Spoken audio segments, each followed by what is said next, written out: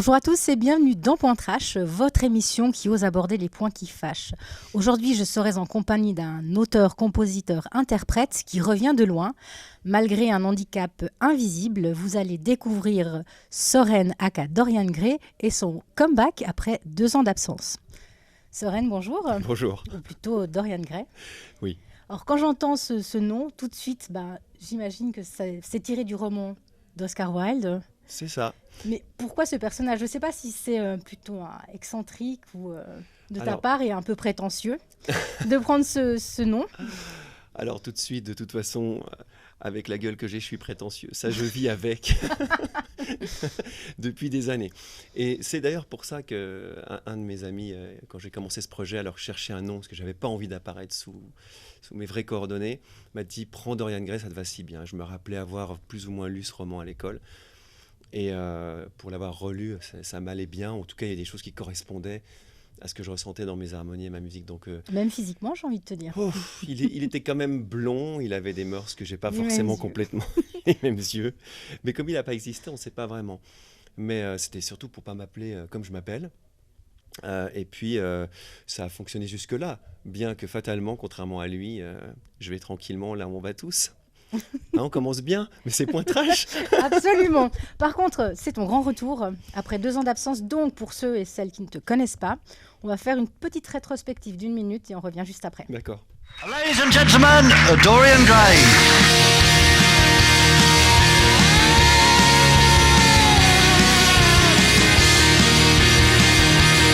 C'est que beaucoup des groupes sont pas très bons.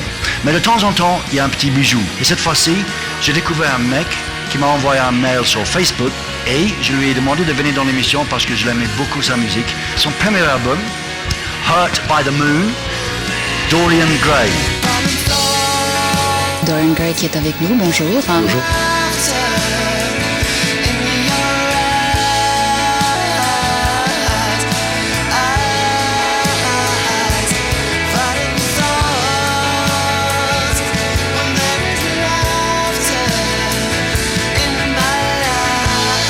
De temps en temps, ça vaut la peine de m'écrire sur MySpace, de demander de venir dans l'émission, mais il faut avoir du talent, comme ce monsieur. Dorian, quand tu revois ces images, comment tu te sens ? Un peu nostalgique ? Je me mets à la place de ceux qui se disent il revient, mais d'où ? Parce que j'y suis peut-être jamais allé. Tu as fait quand même les plus grandes scènes, excuse-moi. Mais oui. Paléo, Caribana, Montreux Jazz. C'est vrai, mais tout va si vite. Donc, c'est vrai qu'en regardant ces images, j'avais moi-même aussi vécu plein de choses entre deux et je me suis dit, est-ce que c'est moi ? Mais si on veut mettre un peu la pommade, c'est vrai que j'ai fait ce que j'appelle le grand chelem ici en Suisse. Mm-hmm. C'est rare pour un artiste suisse quand même. Hein. Alors, c'est rare, mais et c'est vrai que ça, quand je veux un petit peu me rassurer parce que je dors mal, je me dis que j'ai fait plein de trucs incroyables dont personne n'est au courant. Bon, on a la chance d'avoir des festivals qui sont mondiaux. Donc, c'est vrai qu'avec ce grand chelem, il y avait également des festivals mondiaux inclus dans ce chelem, comme je l'appelle. Donc, comme Montreux, par exemple. Je dénigre aucun des autres, mais Montreux, c'est vraiment... Il y a Quincy Jones, c'est de renommée internationale. Donc, oui, il y en a 4. C'est pour ça que j'appelle ça, encore une fois, grand chelem. Et tu les as fait. Je les ai faits à peu près, en quelques années, quoi. Oui. Et justement, à cette époque, tu as sorti ton premier album, Hurt by the Moon. Et tu as été repéré par David Hallyday, entre autres, pour devenir ton batteur. Mais quel est ton ressenti à ce moment-là? C'est quand même une personne de renom. Alors oui, et ça m'est arrivé franchement, bon, encore une fois, on a dit au tout début que j'étais prétentieux, alors je peux y aller. Allons-y. Non, mais j'ai eu la chance d'avoir été repéré plusieurs fois par différentes personnes, et encore cette année, au moment où justement je revenais. Et David, qui est depuis mon pote, on peut le dire, aujourd'hui dans la tourmente, on s'est vu il n'y a pas longtemps pour parler de tout ça, pour se rappeler aussi de nos souvenirs. Et ce qu'on a vécu. Non, c'est vrai qu'il m'avait écrit sur ce site MySpace, que évidemment plus personne connaît, même s'il existe toujours. Et il a manifesté tout son intérêt pour ma musique et il voulait absolument jouer avec moi. Voilà. Mais après, il y a eu une série d'autres gens qui sont issus. Ray Cox. Ray Cox, qui était une star d'MTV. Ouais, MTV, c'est plus ce que c'était non plus. Donc, absolument. Voilà. Adaptons notre discours. On ne sait plus qui regarde et à qui ça parle. Mais oui, il y a eu une expérience incroyable. C'est ça ma fierté, c'est d'avoir surtout rencontré des gens plus qu'être devenu milliardaire de la musique, quoi. Et là, tu as sorti ensuite un deuxième album, Two Faces. Et il y a un super cover dessus de Billy Idol. Oui, tout à fait, Billy Idol. Ouais, alors les covers, j'aimais pas faire ça. Et puis avec YouTube, on a commencé à me dire il faut faire des reprises. C'est comme ça qu'on se fait repérer aujourd'hui. Donc je pensais m'être fait repérer, mais enfin on n'est jamais assez repéré. Donc j'ai pensé à Billy Idol parce que c'était une chanson que j'aimais beaucoup. Mais depuis, et ça c'est un conseil que je peux donner, je préfère reprendre le sexe opposé. C'est plus intéressant parce qu'on ne va pas souffrir de la comparaison. Avec Billy Idol, forcément, un peu physiquement, le style valait mieux assurer et ça ressemblait encore beaucoup. Je préfère reprendre aujourd'hui Katy Perry. Bon, on finira avec un D'accord. cover de Ariana Grande. Grande, tout à fait, complètement inattendu par rapport au public qui peut me suivre, voilà. Donc, et au moins, c'est ce que je dis aux filles dans ce métier, c'est reprenez possiblement un homme, comme ça au moins déjà on casse la barrière de la comparaison immédiate du sexe et du genre. Et puis ça devient déjà plus intéressant, parce que le but d'une reprise, c'est vraiment qu'on la torde dans tous les sens et qu'elle donne quelque chose de plus, quoi. Alors tu es dans le feu de la tourmente, et puis les années passent, et tu es de moins en moins sollicité, jusqu'au jour où on n'entend plus vraiment parler de toi. Alors je rectifie, parce qu'en fait, ça a été de la folie pendant quelques années. Oui. Hein, j'ai même dû repousser des gens presque avec la loi, tellement ça devenait fou. On Et parle des vraiment avances de femmes. ou d'hommes. Il y a vraiment, voilà, encore une fois, avec la gueule que j'ai, tout est possible. Donc, comme j'ai une autre vie aux USA, où ma grand-mère était un grand mannequin, je suis tellement fier, elle n'est plus là, de ça, que je lui rends aussi ce petit hommage. Elle a aussi son Instagram, Karen Supermodel. Voilà. Donc, j'ai eu besoin de quitter cette folie. Il y a eu le grand chelem des festivals, mais il y a aussi eu tout ce qui va avec. Et aujourd'hui, on sait qu'il faut faire vraiment attention avec ça. On arrête 1 minute, on perd 1 heure. On arrête 1 heure, on perd 1 an. Donc, je n'étais pas forcément conscient de ça, mais de toute façon, même si j'en avais été conscient, je devais partir, voir un ailleurs, faire de la photo, faire des vidéos. Et puis, ça a été un break. Et ce break, il a été fatal dans un certain sens. Mais ça ne me manquait pas, puisque j'ai été chanteur par accident. Mon métier ou ma vocation, c'est vraiment de faire des chansons, surtout pour les autres, de découvrir des artistes. Et je me suis découvert, moi, tard. Mais tomber dans l'oubli, ça fait peur quand même. Ça fait peur si cet oubli, c'est toute sa vie, c'est tout ce qu'on c'est tout ce qu'on représente. Mais ce qui a été oublié, c'est Dorian Gray, c'est un aspect de ma composition et c'est ce personnage que je campais. Donc aujourd'hui, si je suis là, c'est pas parce que je suis obligé, mais un petit peu, sans se montrer, sans aller vraiment au charbon, on ne peut pas faire parler de qui on est ni de sa musique. Moi, ce qui compte, c'est vraiment ce que je compose et ce que j'écris. Demain, si j'appuie sur un bouton et il y a, je sais pas, une jeune chanteuse ou un jeune chanteur qui fonctionne très bien avec mes chansons et que je dois rester chez moi, ça me va très bien. D'accord. Par contre, tu as eu des problèmes d'acouphènes. Je ne sais C'est pas vrai. si ça s'est estompé un peu depuis. Non, ça s'estompe en général pas. Ça, c'est vraiment la note où il n'y a pas trop d'espoir. Mais la note d'espoir, c'est qu'on peut vivre avec.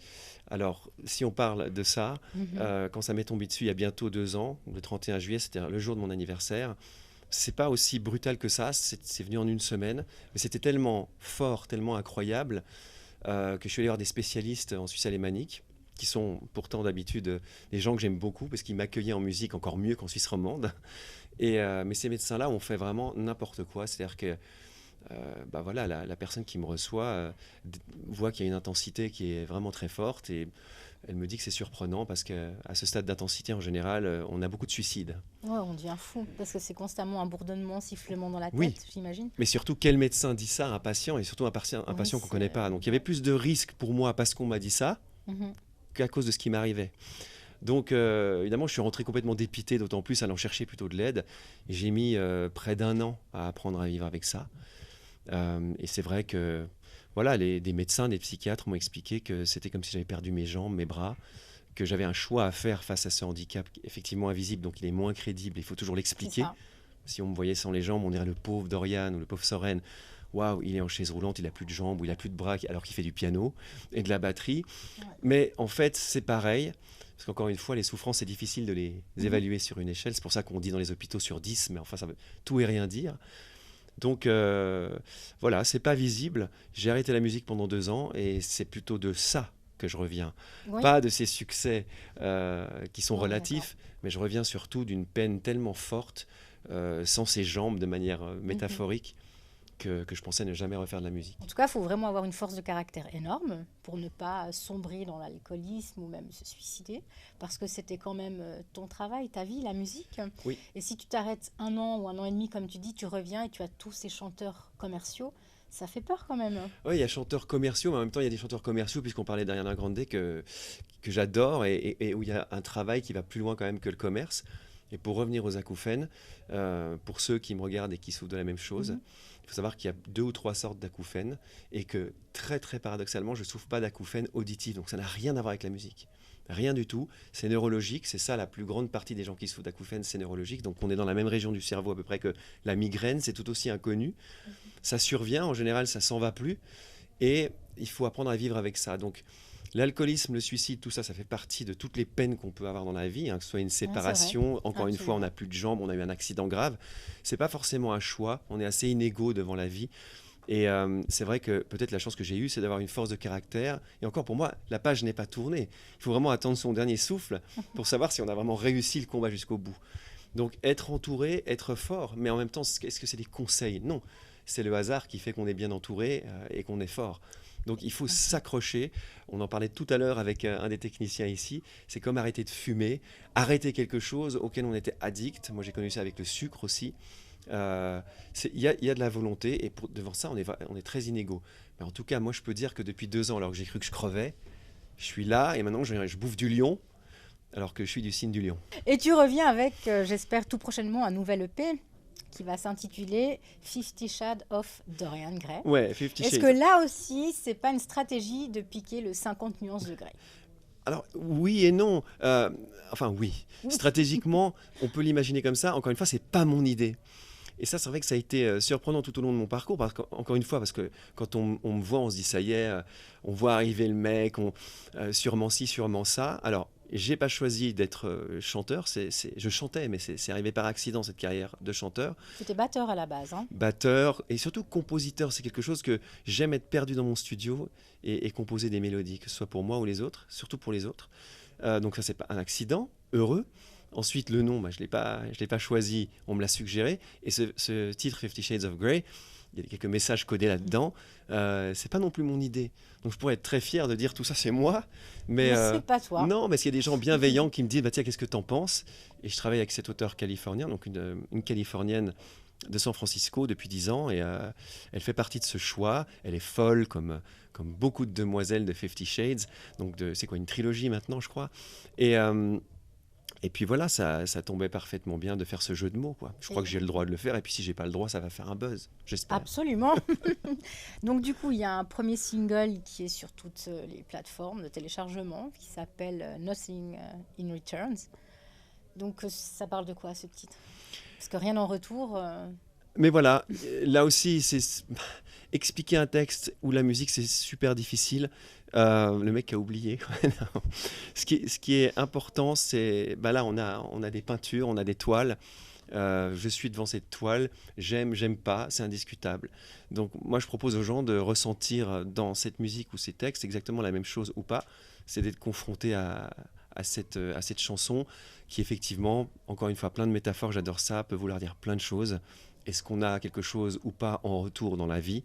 Une grande question que je me suis posée ces 2 dernières années. C'est vrai que la plupart des chansons qui font partie de ce EP ou de cet LP, là non plus on ne sait plus trop comment appeler ça, elles vont forcément parler, j'ai utilisé ce que j'ai traversé, donc elles vont parler de ça, de cette traversée du désert personnel qui est survenue bien après l'arrêt Buffet de tout ce que je faisais au moment du Grand Chelem là. Tu dis justement, si tu es là aujourd'hui, c'est aussi grâce à la vie, j'ai envie de te dire, car tu as quand même frôlé la mort à 2 reprises. Et dernièrement, 2017-2018, que s'est-il passé ? D'abord, je l'ai frôlé parce que ces idiots de médecins qui m'ont vu la première fois en Suisse allemande, ça aurait pu être n'importe où, mais c'était là-bas, ils m'ont administré de la cortisone à haute dose parce qu'ils pensaient que c'était une surdité soudaine, ça n'avait rien à voir. Et moi, j'ai fait une allergie hallucinante, ça m'est vraiment monté au cerveau, comme on dit. Je suis devenu à moitié ouf. Et c'est vrai que là, j'ai vraiment frôlé la catastrophe. Je me suis remis encore pendant des mois. Et puis, au bout de ça, malheureux accident, j'ai reçu une grosse palette de transport de 20-30 kilos sur la gueule. Tu as la tête dure, hein ? Ouais, depuis 1 mètre de haut. Donc là, normalement, si ça avait été sur la tranche, j'étais plus là.